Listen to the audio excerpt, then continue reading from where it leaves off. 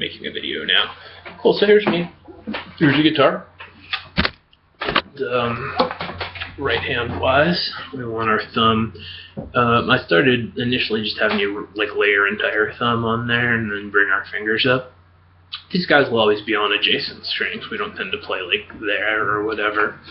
And then our thumb naturally, when we go to play, it elevates a tiny bit to where I'm not completely on the string, but I'm about 1/8 of an inch away from it. And if you wanna check if you're in good position, put your thumb on the 4th string, and you should be able to, the D string, and you should be able to move your index finger without running it into your thumb like I'm doing. And I'm making a video of this right now that I'm gonna email to you. So. Whatever, so yeah, there we go. And what's going to happen currently is that you're in this position where you're kind of like that, and so that's us. And this is the same stuff everyone does for what it's worth.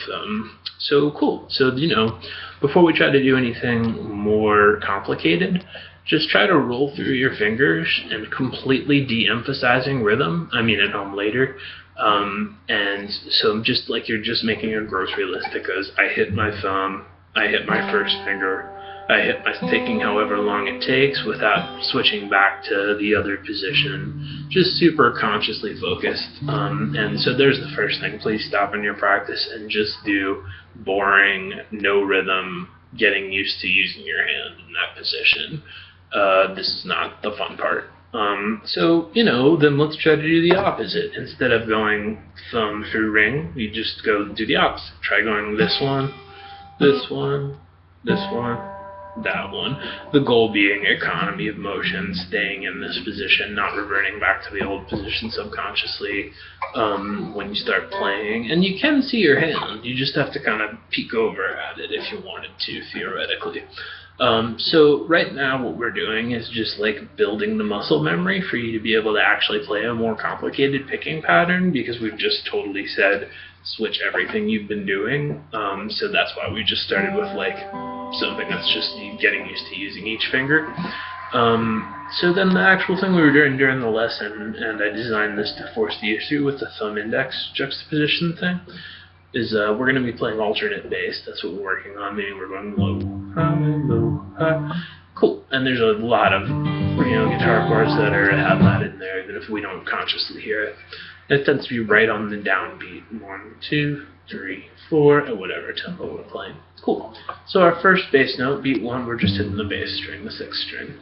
On beat 2, we're hitting the 3rd and 4th string. So that's going to feel like a pinch, so to speak. And right now in your practice, be sure that you're actually in the position that we're trying to be in.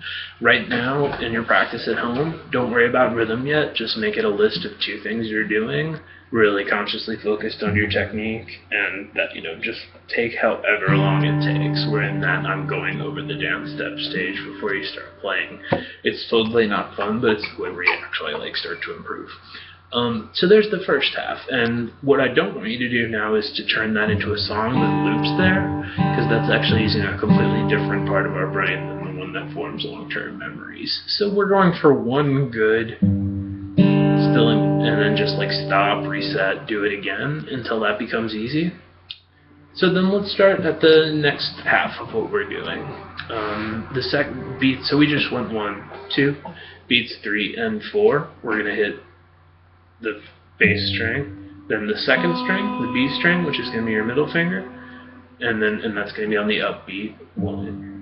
And then our same pitch thing is going to happen. So it's, the second half is going to sound like 3 and 4, like that. So in your practice at home, just try that. We're going, so it's like thumb, middle, pinch, and that's, there we go.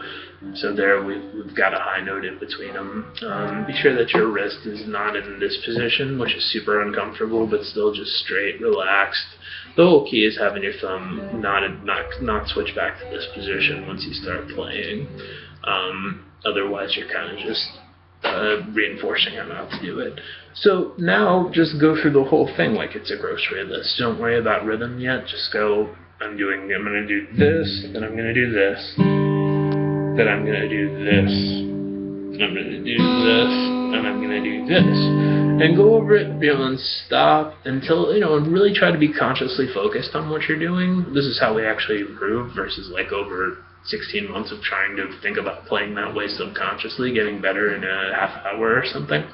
So yeah, right now just like kind of show yourself the dance steps to that pattern. That's eventually going to sound like that.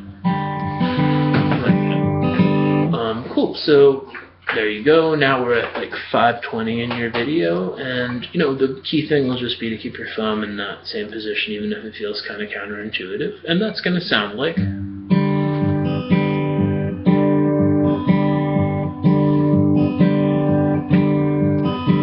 So stop in your practice and get really, really good at that. Not reverting back to other technique, which really, and anytime you feel like you're having a technique issue, just slow down, start playing out of rhythm again, go back to the conscious headspace, conscious focus, but right now we're in our playing, now I'm dancing headspace. When that gets easy, let's start throwing in the first string too. It'll be like any kind of combination of things that has in it. You can start sort of just voice leading, doing whatever, but make it easy enough that you can really focus on what you're doing. And suggested starting tempo might be like really slow. So one suggestion is, instead of going 1, 2, 3, and 4, you could go 1 and 2, 3, 4. It's like change it up, but either way, the point is, this right hand position that's going to work for everything ever. And then, next thing to do would maybe be switch to like a C, where instead of going 6th string, 4th string, we'd be going 5th string, 4th string as our bass line, which would be the same as we're playing an A chord or whatever. So that'll be so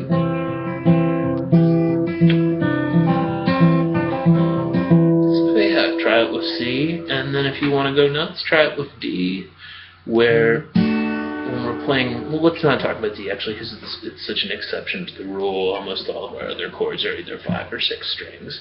So yeah, and it could apply to the song that you played for a minute. You could be like,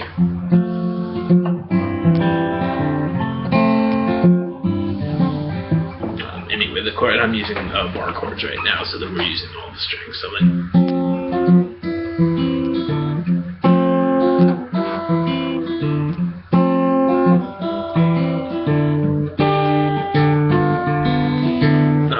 So there we're on thumb, and there what I'm doing is, there's a fuller C chord where you just go extra bass note like that. You replace the bass note with your pinky and then put a G bass note in there too. It's a full, that's always a way to fill out the C chord. It's super easy. And then F, you can do the same exact thing. Exactly. So that's still a C chord. And then if you just move all of your fingers but your index finger down, you get an F that's got an extra note in there too. Just move the entire thing like a group. That's a nice full F where there aren't as many other strings to hit by accident. So, but I'm just doing bar chord. So yeah,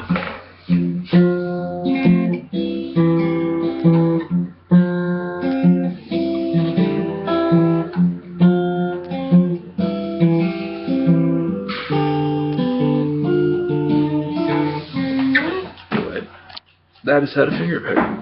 And we could go through a million permutations, but either way, the hand juxtaposition is the important thing.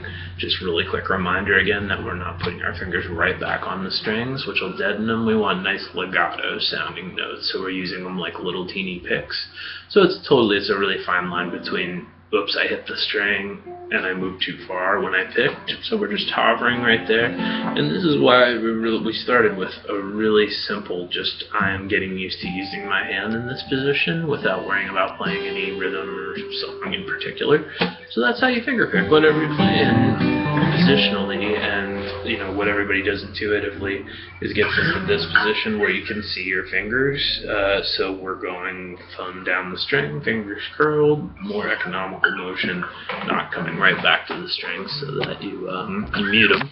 And just, being able to play alternate bass at all, this thing, getting that on autopilot, will make all your fingerstyle stuff cooler. It's just like everything sounds cooler when you do this. You can pretty much play it for any type of pattern. Well, stuff like Travis picking exists. Alrighty, so there we are. Travis picking is this one? Yeah, well, actually, you're playing alternate bass right there in that already. You're already going, if you look at what your thumb's doing.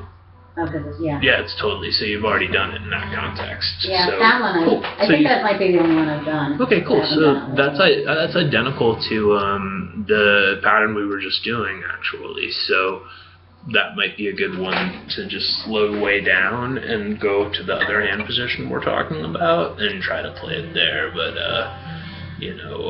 the key thing will just be really having your thumb extend down the string rather than bunch back up like this. So it might be better to work on something you haven't played. Either way, just re-emphasizing that there'll be a stage where you just go through it like without rhythm, the concept of rhythm existing.